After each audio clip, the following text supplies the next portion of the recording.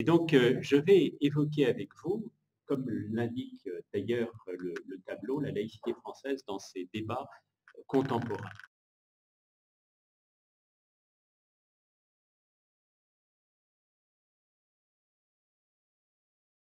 Nous ne serions pas là aujourd'hui si nous n'avions quelque part autour du XVIIe, XVIIIe siècle rencontré un véritable bouleversement historique. Un bouleversement historique avec l'apparition d'une nouvelle forme du monde qu'on appelle ordinairement la modernité. Cette modernité politique bouleverse deux des éléments fondamentaux de notre vie collective. Le premier élément, c'est la figure du sujet. Nous ne pensions pas le sujet de la même manière avant le grand tournant moderne. Le sujet était alors une créature en situation de dépendance vis-à-vis de son créateur. L'homme se pensait comme ayant été créé par Dieu. Vous voyez qu'à partir du XVIIe, XVIIIe siècle, on entre dans un tout autre régime d'existence. Nous étions hier des créatures, et voici que nous devenons des créateurs. Comme le disait le philosophe anglais Thomas Hobbes dans son livre de 1642, si important, Le Décivé, le citoyen, nous sommes désormais des dieux pour nous-mêmes, des créateurs auteurs de nos propres jours, et par cela dotés de droits qui ont pris désormais le dessus sur les devoirs que nous devions hier accepter. C'est à partir de ce moment-là qu'ont pu naître les déclarations des droits de l'homme et du citoyen, qui ne sont rien d'autre dans l'ordre juridico-politique que l'effet de cette affirmation de centralité de l'humain. S'ajoute à cela une transformation de l'idée de pouvoir. Hier, le prince s'inscrivait dans la grande chaîne de l'être. Et institué par Dieu, il devait rendre à ce Dieu l'hommage de son obéissance. Il était là pour nous inscrire dans le chemin de la morale, sur le chemin du bien. Alors tout cela va être remis en cause par la modernité. L'idée de pouvoir, alors, va se transformer. Le pouvoir, désormais, viendra du nombre, viendra d'en bas. Le prince nous permet d'accomplir nos droits. Parmi ces droits, il en est d'essentiel. Porté par la Déclaration des droits de l'homme et du citoyen de 1789, le droit à la liberté de conscience, à la liberté d'opinion, le droit de propriété, le droit à la sûreté, le droit de résister à l'oppression, s'affirme le fait pour l'individu que sur le fondement de ses prérogatives, sur le fondement de ses facultés, il va pouvoir par lui-même construire son propre univers d'existence. Construire son propre univers d'existence, c'est-à-dire choisir pour les uns la croyance et pour les autres, au contraire, la refuser, être mal croyant, être non croyant.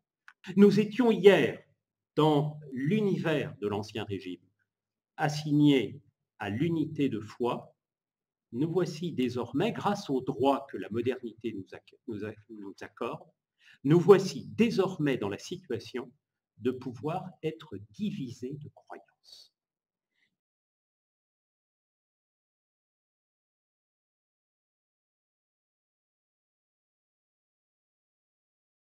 Voilà une question que vont se poser toutes les sociétés occidentales et qui va appeler la recherche, la poursuite et probablement la conquête d'une solution.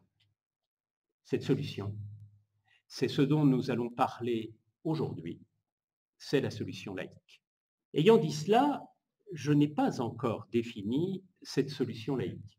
Je proposerai de partir sur ce terrain de la définition suivant laquelle la laïcité peut s'articuler autour de deux grands principes. Le premier principe, qui est la laïcité, est d'abord au service de la liberté de conscience. Liberté de conscience, liberté de pensée, qui a évidemment des prolongements dans l'espace social partagé, la possibilité d'exprimer cette pensée de manière libre, sans jamais être affecté par un quelconque contrôle excessif du pouvoir. S'ajoute à cela un autre principe par lequel nous pouvons également définir la laïcité. Cet autre principe, c'est le principe de neutralité, que la neutralité à laquelle fait référence le régime de la laïcité, c'est la neutralité de l'État qui suppose que les pouvoirs publics se tiennent à part de toute transcendance. Tous les pays n'ont pas adopté les mêmes formes d'articulation de la relation entre l'Église et l'État, les mêmes formes d'articulation de la relation entre d'un côté la liberté de conscience et de l'autre la neutralité de l'État. Tous sont d'accord, en tout cas dans l'ère occidentale, pour dire il nous faut préserver la liberté de conscience sur le fondement d'un État neutre. Ils ne donnent pas toujours la même définition des termes, ils n'articulent pas toujours de la même manière les deux éléments structurants dont je viens de parler. Alors, certains États, certaines sociétés, au moment de leur entrée dans la modernité, ont adopté un système de coopération. Ce n'est pas le choix qu'en France, nous avons adopté. Nous avons adopté, quant à nous, un principe de séparation, le fameux principe affirmé par Victor Hugo, l'État chez lui, l'Église chez elle. Nous choisissons, comme il est précisé à l'article 2 de la loi du 9 décembre 1905, de ne plus reconnaître finalement aucun culte.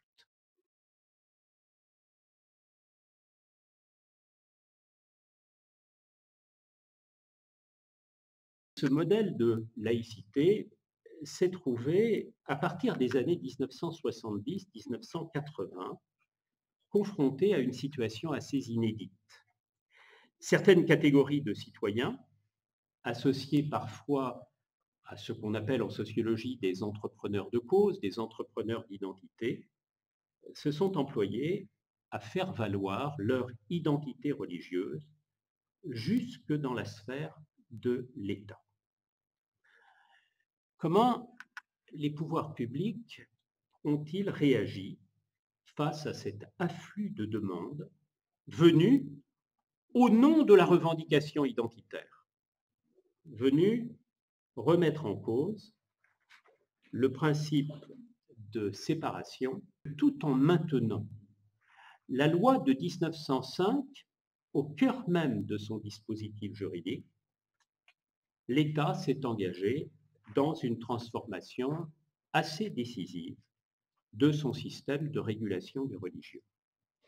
Transformation dont la loi du 24 août 2021 est un élément particulièrement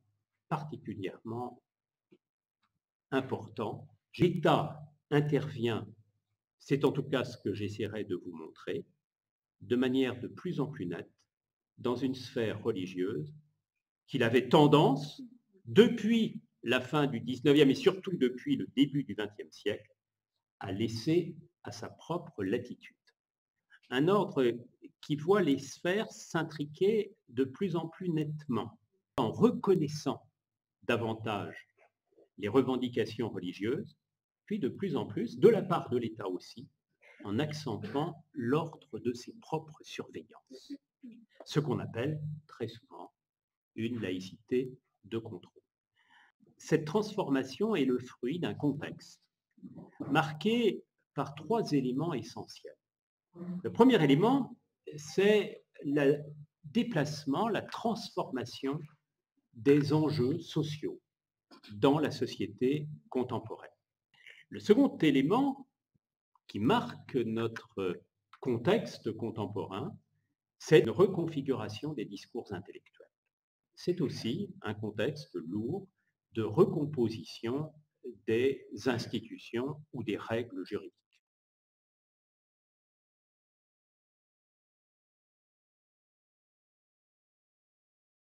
Dans les années 1950, 1980, le mot laïcité est très peu utilisé. Il y a de temps en temps, dans la courbe des occurrences, un frémissement. Le mot laïcité réapparaît en 1959-1960, au moment où le président de Gaulle, Michel Debré, font passer leur loi sur le financement de l'enseignement privé. Un autre frémissement en 82-84. Là encore, le projet Savary autour du service public unifié de l'éducation nationale. Alors il est vrai que la laïcité, sauf sur la question scolaire, ne faisait plus guère débat. Ne faisait plus guère débat avant les années 1990 pour deux raisons qui au fond s'entrecroisent. Du côté de l'Église catholique s'opère un ralliement aux règles de la démocratie constitutionnelle. Et puis du côté des laïcs, l'ennemi semble avoir disparu. Les laïcs considèrent très souvent qu'étant donné l'affaiblissement quantitatif du catholicisme, étant donné son évolution doctrinale, la laïcité est désormais un régime fortement enraciné qui n'appelle aucune stratégie particulière de défense.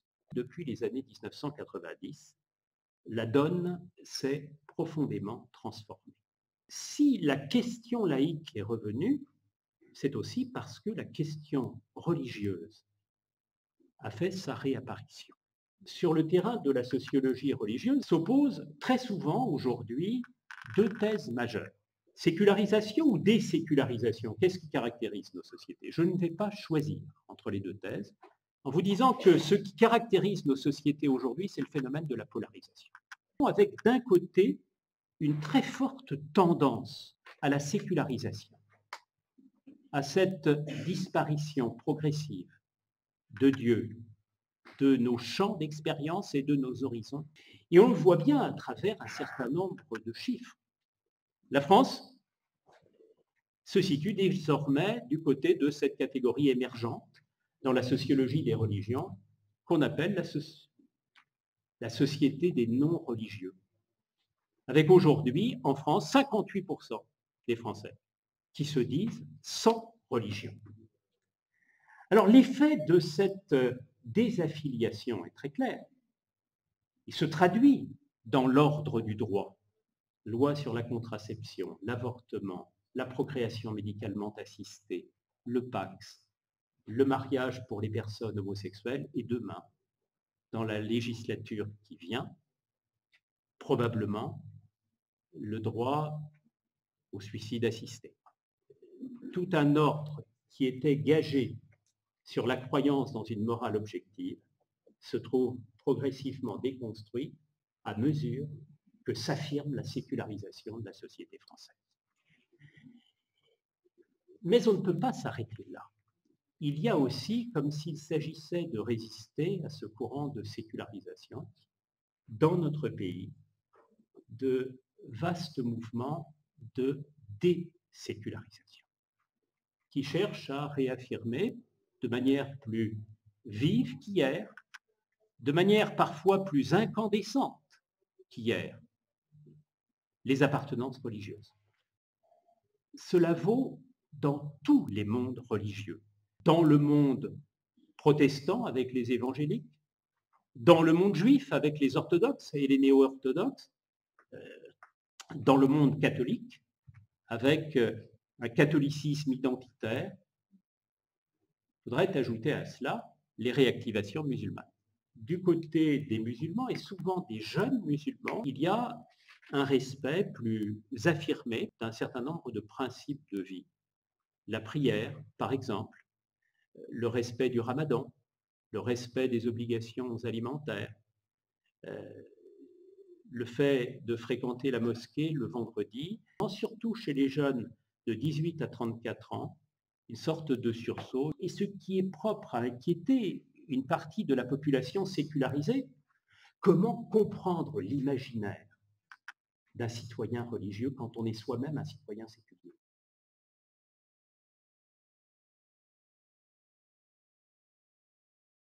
Les musulmans se caractérisent par une insistance sur des dévotions privées, mais également, c'est probablement ce qui va nous poser problème, ce qui a posé problème à la société française, par une affirmation dans la sphère publique elle-même, avec un certain nombre de revendications qui touchent, par exemple,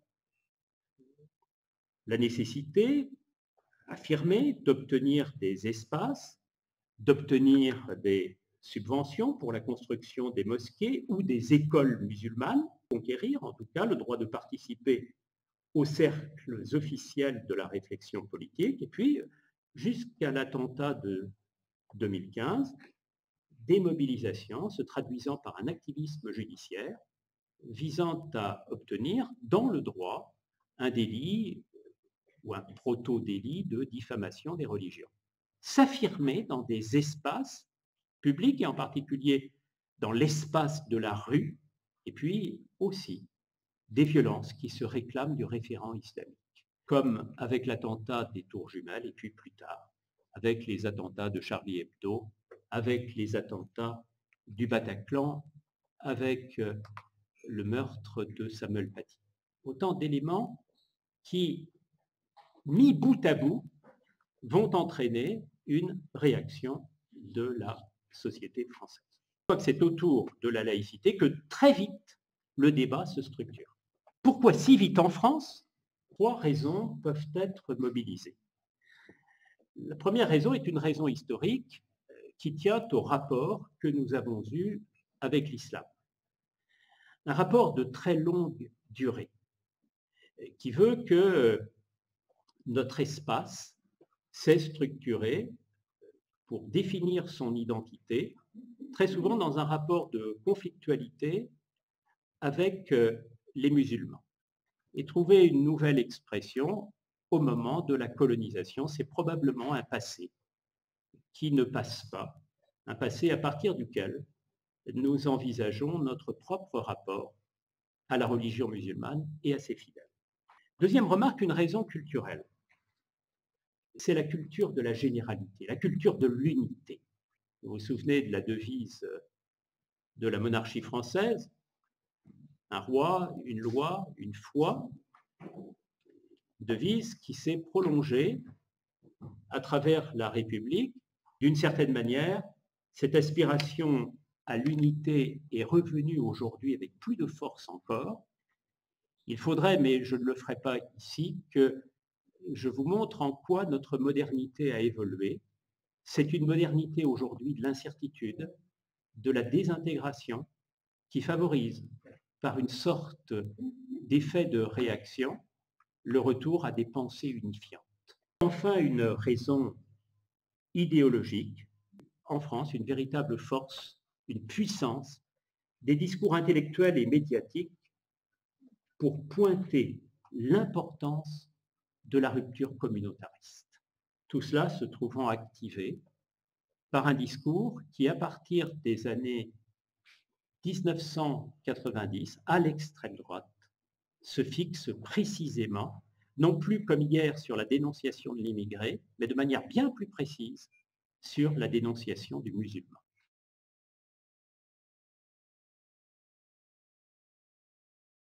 Certains ont peut-être le souvenir des années 70-80.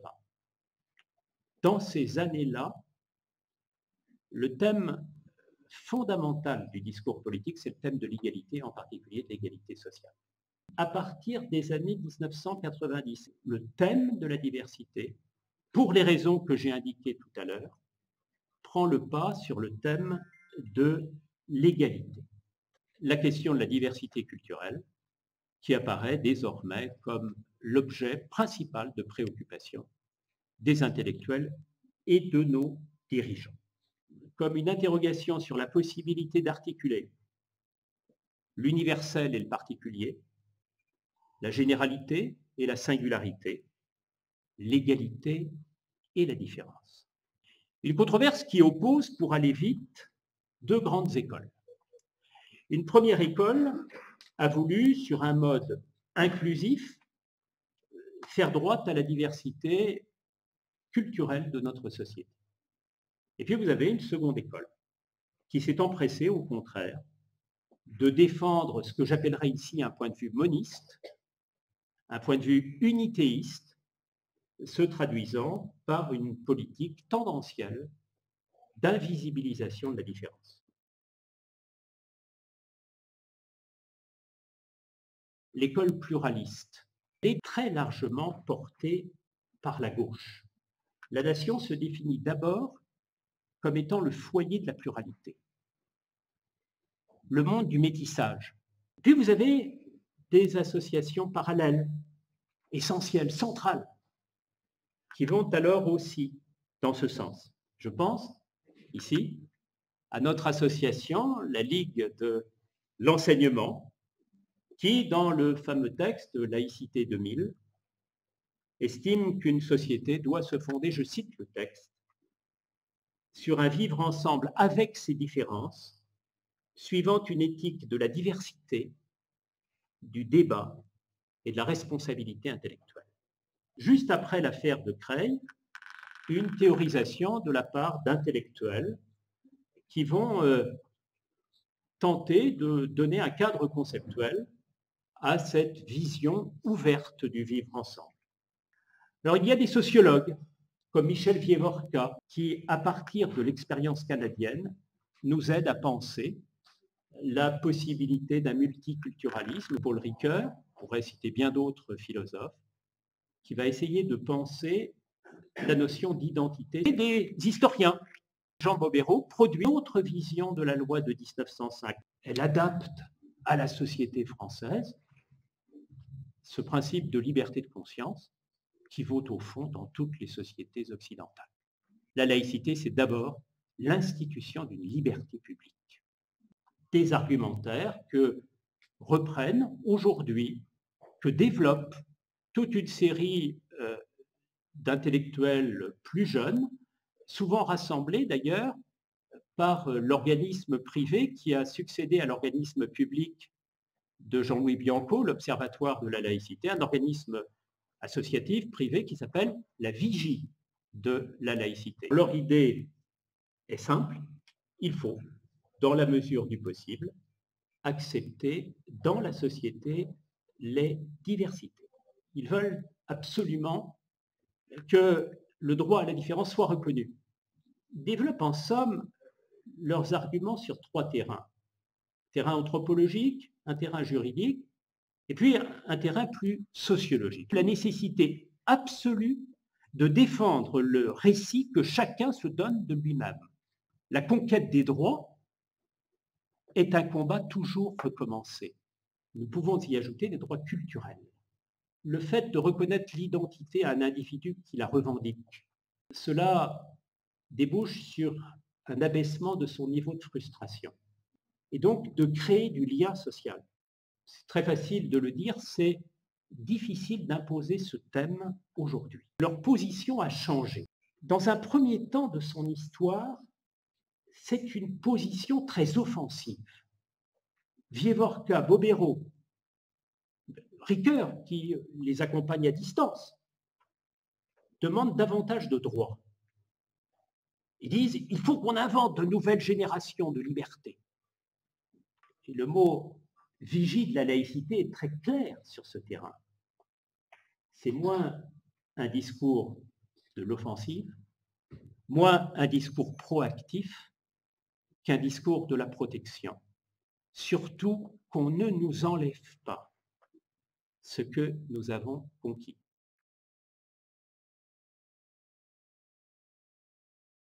Il y a des courants qui défendent un droit à la clôture des communautés sur elles-mêmes, nourris par des auteurs indiens en particulier, américano-indiens très importants comme comme Bouba, comme Spivak, un monde de l'opposition des communautés, les Blancs contre les Noirs, la nécessité de préserver l'identité des subalternes par opposition à l'identité dominante de l'Occident qui viendrait les perturber dans leur propre organisation du monde. Et en France, c'est le Parti des indigènes de la République qui est devenu depuis quelque temps le QG décolonial. Il y a entre la thèse de la vigie de la laïcité, en tout cas des intellectuels qui gravitent autour de Jean-Louis Bianco, des différences tout à fait énormes avec ce courant qui est souvent qualifié d'islamo-gauchiste. Les indigénistes, représentés en France par une dame qui s'appelle Ouria Boutedja, par exemple, ont un point de vue relativiste sur la démocratie. C'est une production occidentale qui opprime au bout du compte les pays subalternes. Les indigénistes ont une conception fixiste de l'identité. Quand vous lisez les textes du Parti des indigènes de la République, le QG décolonial, vous apercevez que si vous naissez noir, si vous naissez musulman, vous le restez, avec une identité compacte. C'est une école qui vise au contraire à unifier l'ordre social sur le fondement d'une invisibilisation de la différence. Ces intellectuels-là, ils sont bien connus, les philosophes. Il faudrait citer Henri Pénarvis, par exemple, Catherine Kinsler, Philippe Reynaud, les juristes aussi, Jean-Éric Schottel, Anne-Marie Le Courrier, des politistes comme Laurent Bouvet ou Gilles Kepel, Bernard Rougier, des sociologues comme Nathalie Hennig. Tous ces intellectuels se sont structurés autour d'organisations particulières. Dès 1991 est créé le comité laïcité république, vu qui se crée à cette époque-là, Respublica aussi, où vous retrouvez des membres de l'Union des familles laïques. Le printemps républicain, tout à fait actif, à partir de 2016, créé par Laurent Bouvet, que j'évoquais tout à l'heure, et puis j'ajouterai volontiers l'Observatoire du décolonialisme, qui a produit également des textes importants. Ils ont une vision totalement différente des intelligences du monde portées par les premiers intellectuels que j'ai essayé de vous décrire tout à l'heure. Ils reprennent les arguments, mais les inversent. Pour eux, une politique de la reconnaissance ne sert pas l'identité, elle l'abolit. Se dire musulman et revendiquer des droits en tant que musulman, c'est refuser de faire valoir sa propre liberté dans l'affirmation de son identité. La pensée de la reconnaissance transgresse la démocratie. Ce n'est pas une pensée des droits de l'homme, c'est une pensée des droits des tribus, qui remettent en cause en particulier les droits de la femme. Du côté des islamo-gauchistes, mais aussi du côté de l'école de la laïcité inclusive, il y a une limitation de la liberté d'expression au nom du respect dû aux sensibilités blessées. Puis il termine en précisant que la reconnaissance empêche l'intégration. Alors ce qui est tout à fait caractéristique de ce discours, c'est qu'il a été capable de faire le lien avec le catholicisme identitaire. C'est une sorte de paradoxe. Ils vont faire alliance dans le cadre de pétitions, dans le cadre même d'associations communes. Il y a une commune idée. La France est marquée par une unité culturelle et qu'il faut tout faire, d'une part avec l'unité laïque, d'autre part avec l'unité catholique, pour faire obstacle à la venue dans l'être national de populations exogènes qui viendraient en troubler l'homogénéité. Parmi les intellectuels catholiques auxquels je fais référence, je citerai volontiers Pierre Manant, Situation de la France, Rémi Brague ou Chantal Delsol.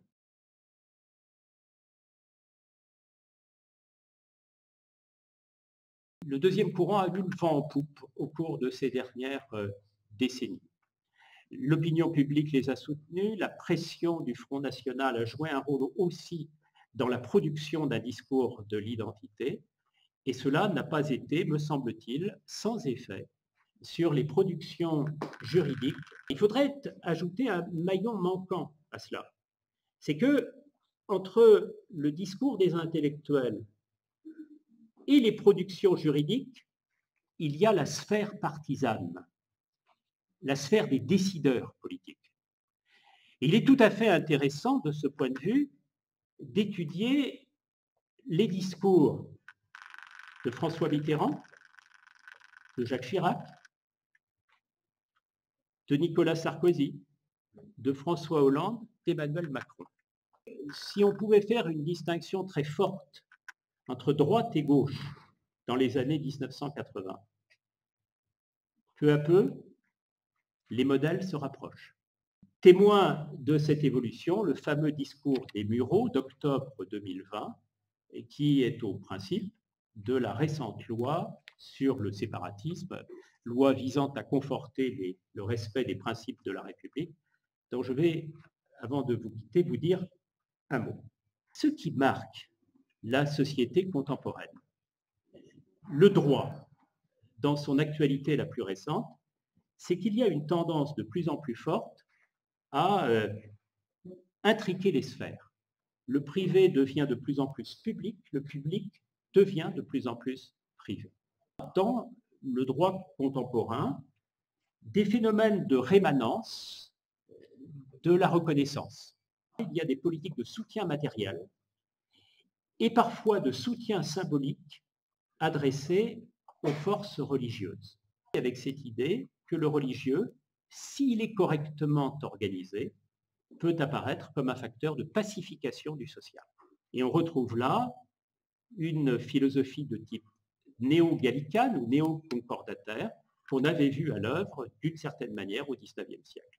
Ces reconnaissances du religieux, à condition que le religieux accepte les normes de la République, se trouvent renforcées par un discours de la surveillance, à travers toute une série de politiques, des politiques de formation, des politiques visant à transformer l'esprit public dans le sens d'une adhésion, et pas simplement d'un respect aux valeurs, le mot valeur est ici tout à fait essentiel, promu par la République et derrière la République, probablement par l'État seul.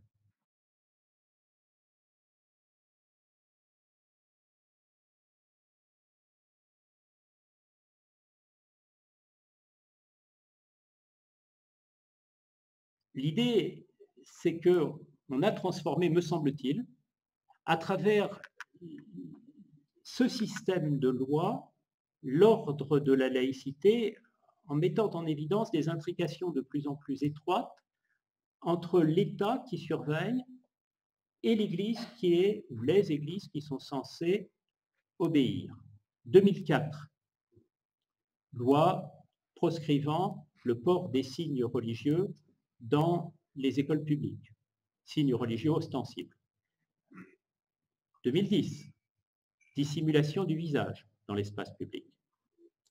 2016, loi travail, qui autorise la possibilité dans les règlements d'entreprise d'imposer une neutralité à l'intérieur de l'entreprise sous certaines conditions.